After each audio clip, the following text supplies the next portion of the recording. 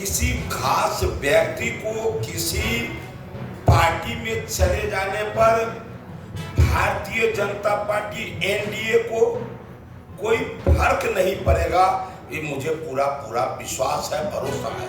और फिर जब बात आती है वीआईपी का, तो वीआईपी के जो सुप्रीमो है, उन्हें जब अपने समाज के नाम पर जो उपलब्धि मिला था, जो मंत्रालय मिला था, तो उस समय में वो अपने समाज के लिए क्या ऐसा कौन सा काम कर दिए।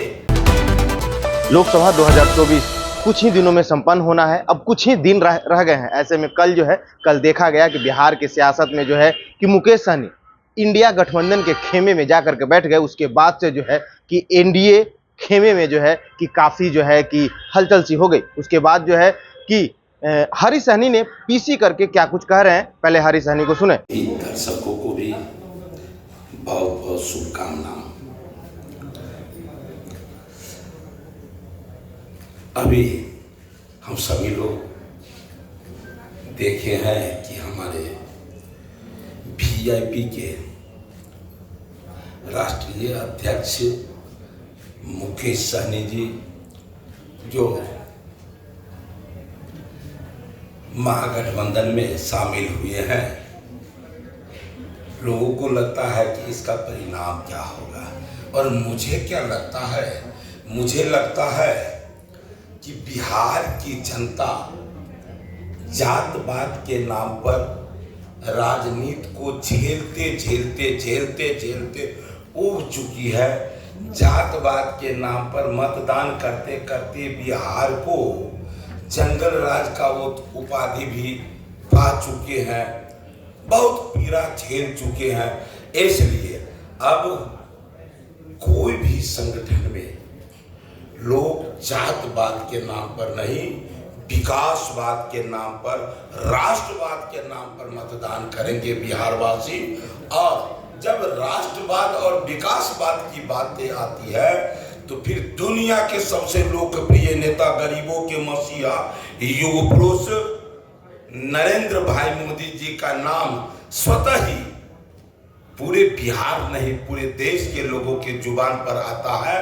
और मतदान की बात करते ही लोग मोदी जी का भी नाम लेते हैं। इसलिए किसी खास व्यक्ति को किसी पार्टी में चले जाने पर भारतीय जनता पार्टी एनडीए को कोई फर्क नहीं पड़ेगा, ये मुझे पूरा पूरा विश्वास है, भरोसा है। और फिर जब बात आती है वीआईपी का, तो वीआईपी के जो सुप्रीमो हैं, उन्हें जब अपने समाज के नाम पर जो उपलब्धि मिला था, जो मंत्रालय मिला था, तो उस समय में वो अपने समाज के लिए क्या ऐसा कौन सा काम कर दिए जिसके वजह से हमारे मछुआ भाई को, मत्स्य पालकों को ये पीड़ा होगा कि वो चले गए, अब मैं क्या करूं, कहां जाऊं, मैं किसे वोट करूं। ये सब कोई विषय है ही नहीं। इसलिए कि वो कुछ उनका उपलब्धि होता तो लोग चिंतन करते, लेकिन बिहार के तमाम मछुआ भाई, निषाद भाई, वो सभी के सभी ये देख लिए कि ये सहयोग लेते हैं समाज के नाम पर, लेकिन वो व्यक्तिगत भावना में जीवन जीते हैं, स्वयं में केवल जीवन जीते हैं। इसलिए उनको कहीं भी जाने से भारतीय जनता पार्टी एनडीए के सेहत पर कोई फर्क नहीं पड़ने वाला है।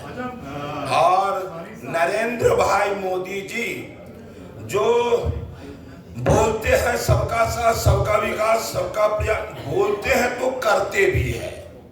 करने के नाम पर आप अभी देखें, इस समाज के विकास के लिए बिहार में मछुआ आयुक्त इन्हीं के कार्यकाल में बना है।